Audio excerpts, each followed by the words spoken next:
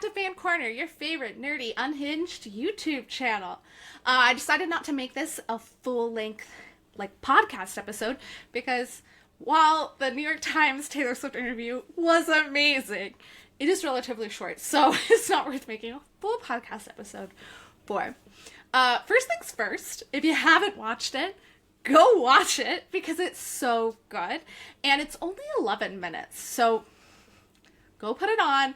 Do not look it up on YouTube, though, because apparently New York Times doesn't have their own, at least when I searched it, because I went to my big TV. I was like, oh, Taylor time.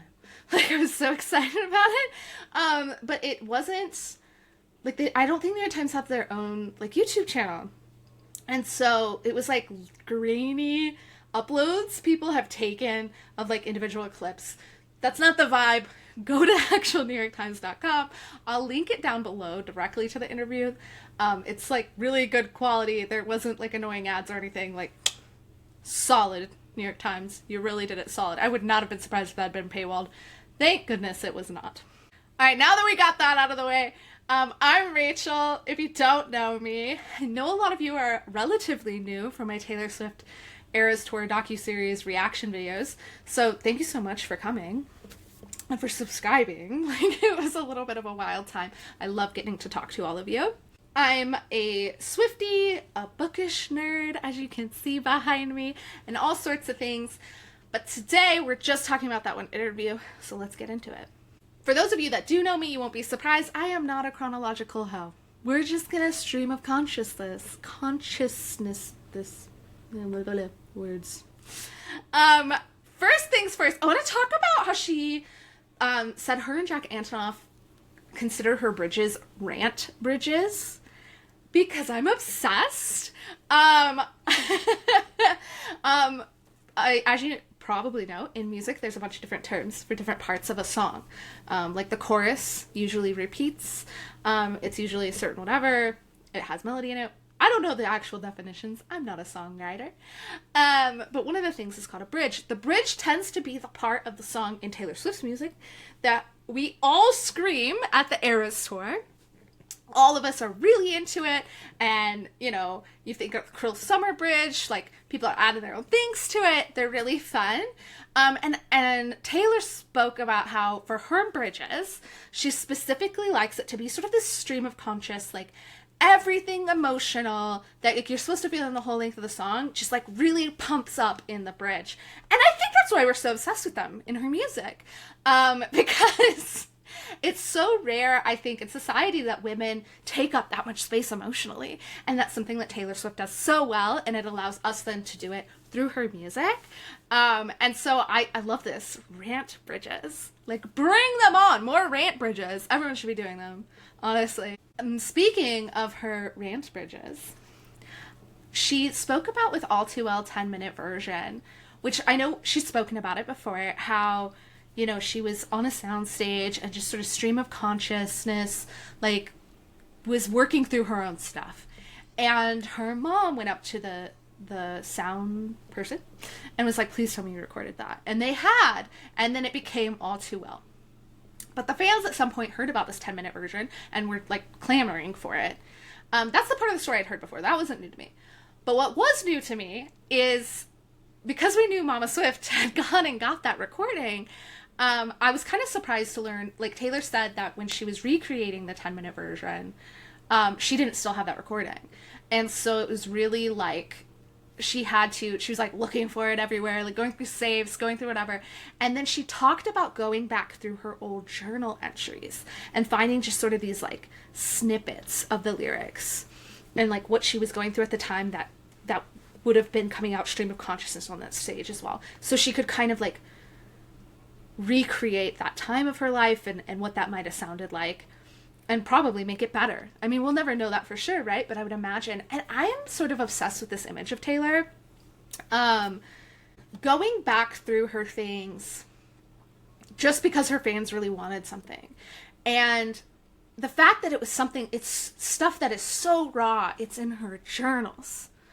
And I think that's why All Too Well is almost the whole thing. She used the word rant again for All Too Well 10-minute version. The whole thing feels like a rant. A very specific rant. And I think that's why we all love it so much, and why it has this like huge emotional catharsis.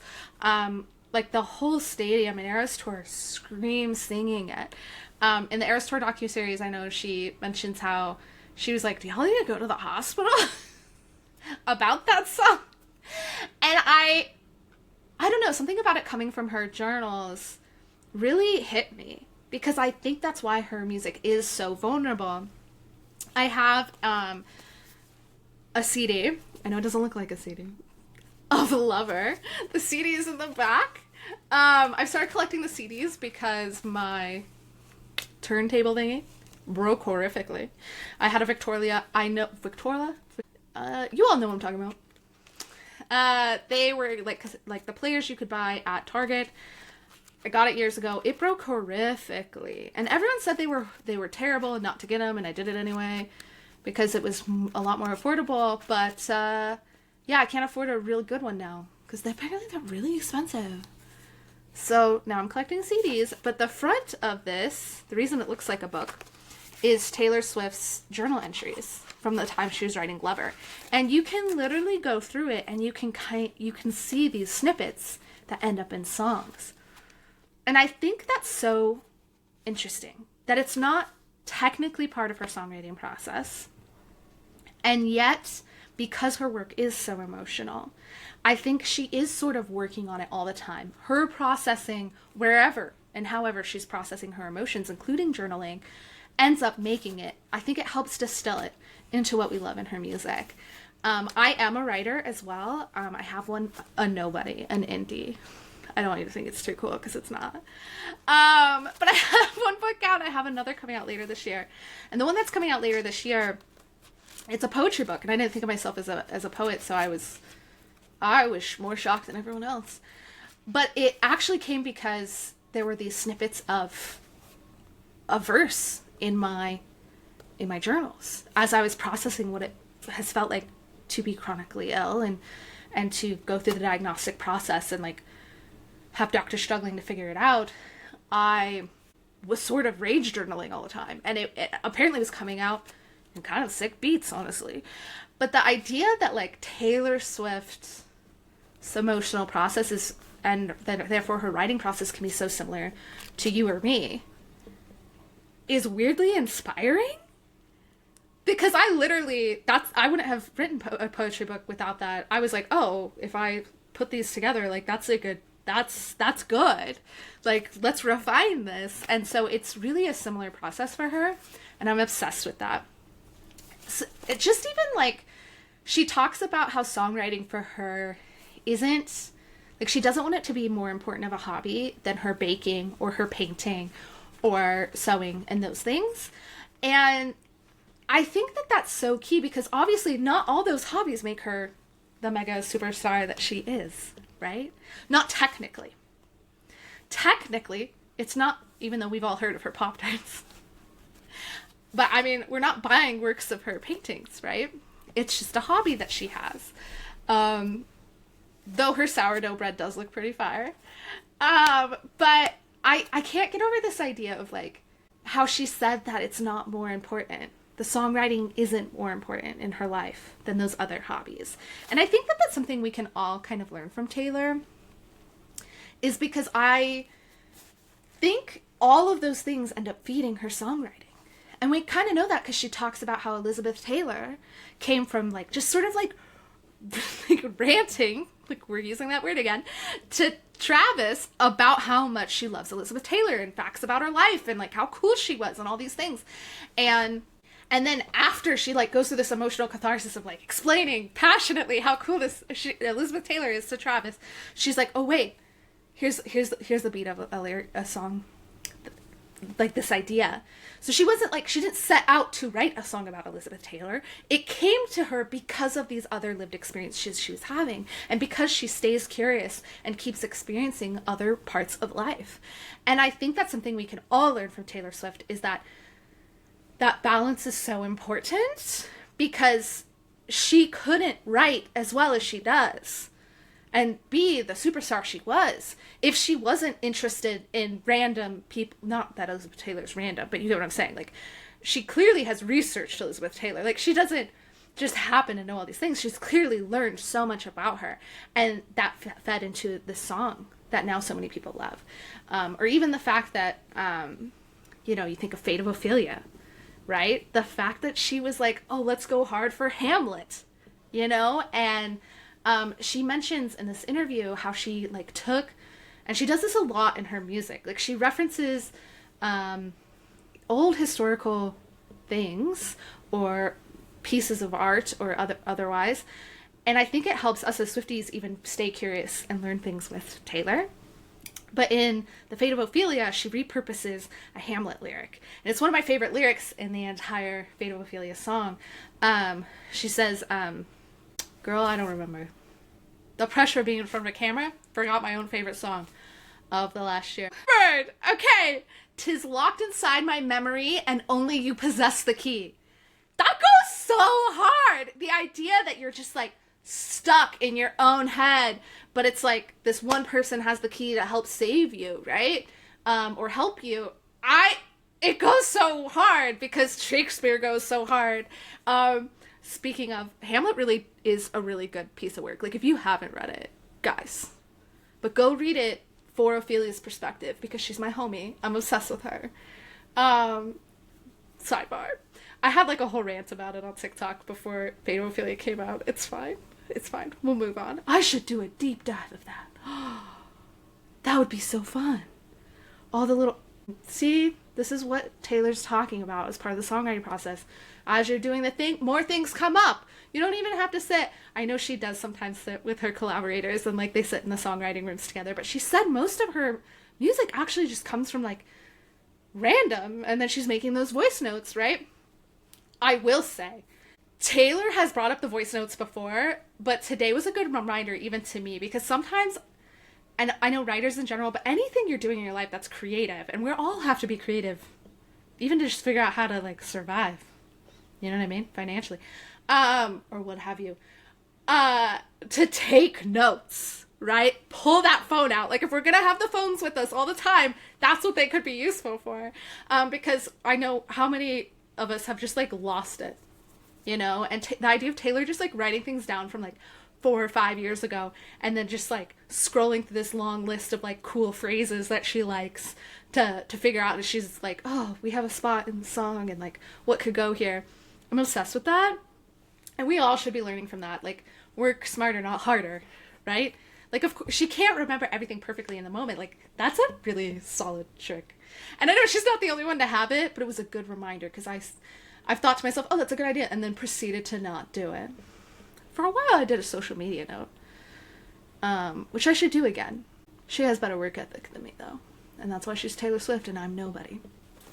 And then just sort of wrapping up our conversation of Taylor, just the fact that she's a storyteller. You know what I mean? And she talks about how, for her, she feels like she became more of a storyteller after folklore, because she's always wanted to be an author, which, speaking of, way to just drop that in there, Taylor, because bring us the book. Like, I wouldn't be mad if she, like, took a break from one album, because we all know she'll come back, right? She's not like some artists, they burn out, which is valid. I'm not saying it's not valid. Taylor will always come back with more music. But, like, I would love to see a book by Taylor Swift. I'm sure it would be fiction. Just from, like, the vibes of folklore. Like, she's making up characters and, like, da-da-da-da-da. I feel like she would be really good at a book. Can you imagine how emotionally devastated we'd all be? And then it could come with an album? It'd be pretty sick. Back on track. Back on track. Because she's such a great storyteller, I think that's why we all connect with her so hard. The more specific the story is, the more we resonate with it, right? She said in the interview, and I'm obsessed with it, that she realized, you know, because sometimes she gets uncomfortable, right? Like, she's about to write something really vulnerable, or she does write something really vulnerable, and it's like, should I actually keep this in or not? And she said she thinks to herself, oh, but I bet other people have felt this way. And that you can never be too truthful.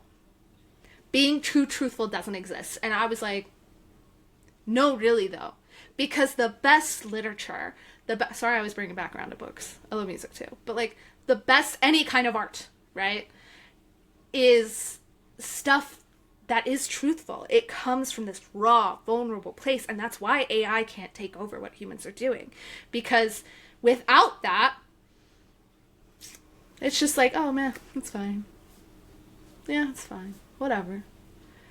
It's not the kind of thing you're going to remember in a year. Or even maybe if, like, a day. Like, sometimes we all, like, ingest something and then we're like, a day later, we're like, wait, what was that? But if it's truthful, and that's uncomfortable for the artist, right? To, like, show up and be like, there's this really intense thing. They asked her, which I think is very on trend with the confessional, or with the truthfulness, is how she feels about being confessional in her writing. And she said, I mean, is it confessional? Because we don't call it confessional when rappers do it for rap views. So it'd be great if we used that same verbiage for everybody. And I was like, because she's not wrong. And that's something I've never understood, that criticism about Taylor Swift, because even when I was really young, like, that was always clear to me. I feel these big, beautiful emotions all the time, right? And people were like, oh, well, how dare she just write about men? And I was like, isn't that what all music is?